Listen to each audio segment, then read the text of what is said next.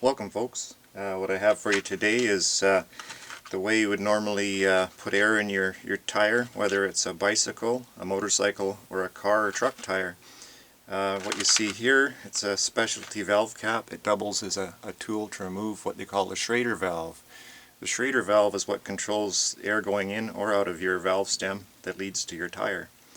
Okay, normally you would have a plastic kind of a cap, could be black in color, various colors, but this one, I used to keep one on my bicycle years ago, and it's basically, it doubles as a valve stem cap. It's got a little rubber seal in there with the threads for the valve stem here. It's also got the tool on the end to take the Schrader valve out of there. So you just basically make sure that you don't have a lot of air in your tire or your vehicle sitting on the ground. This is, you want to bleed the air out of your tire first before you start taking one of these out. All you need is make sure there's no weight on the tire at all. And then you just basically wear some safety glasses that tends to spray a lot of air out on you. Don't look right into it, and then push it in with something pointy, pencil or whatever, and in there is like a little push button, if you will. It's called the valve stem. You let all the air out first, and actually in a place where they change car tires, a tire dealership or a vehicle dealership, they'll just take this Schrader valve right out, and you'll hear a heck of a whistling noise when the air comes flying out of there. And that's how they do it quickly. But for yourself, bleed the air out slowly first using the valve stem. Don't want anybody to get hurt, and you don't want your vehicle sitting on a rim with a flat tire. So do this with a spare tire, wear safety glasses. So you just unscrew the Schrader valve like that. Once it's out all the way, you can just withdraw it from there, and that's what they look like inside. I'll just sort of demonstrate how they work, how the operation of these things work. This orange color that you see about halfway down on this thing, it's actually a seal that seals it inside internally. Like there's threads inside of this as well, in the valve stem itself, and that's what seals the air from getting out of there after you've pressurized your tire.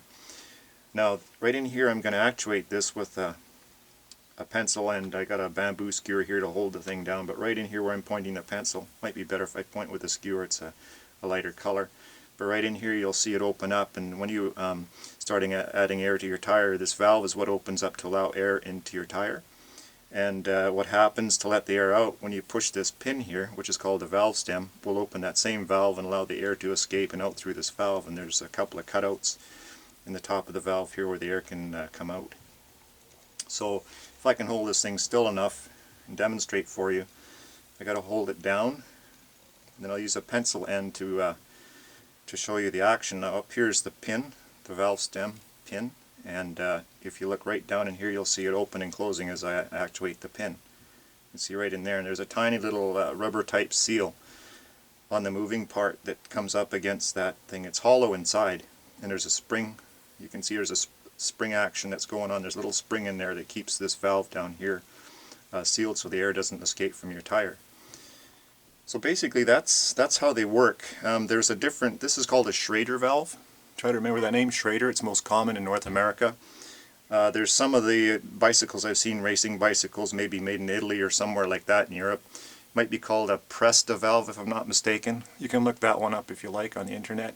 But this is the most common one in North America that you'll see in most vehicles that are driving down the street. So there you have it for what a Schrader valve actually is.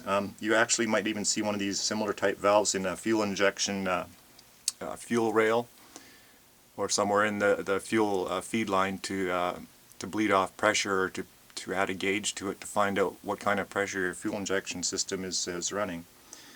It's a fairly common valve. Just remember that name, Schrader. That's the name of the valve that we're looking for in front of you. And simply to put it back in there again, you just put it into the end there.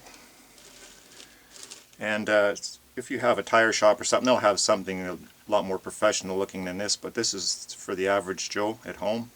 You can keep it on your vehicle, your bicycle, your motorcycle if you really want to have one on there. It doubles as a tool and a valve cap. You always want to keep a valve cap on here no matter what you're driving, because it seals the dirt and stuff that might get in there, mud, especially if you're on, dusty roads and whatnot. So always keep those things covered. And there you have it for today, folks. Your introduction to the Schrader valve. and it's used on, like I say, most even a lot of import vehicles from Japan and elsewhere will have the Schrader valve to keep the air in your tires and also let you put more air in your tires if need be. So be careful, wear safety glasses, make sure you bleed off the air, like I said, with your safety glasses on if you ever want to take one out, and make sure the vehicle's weight is not on that tire. Okay, take care, have a nice day, and bye for now.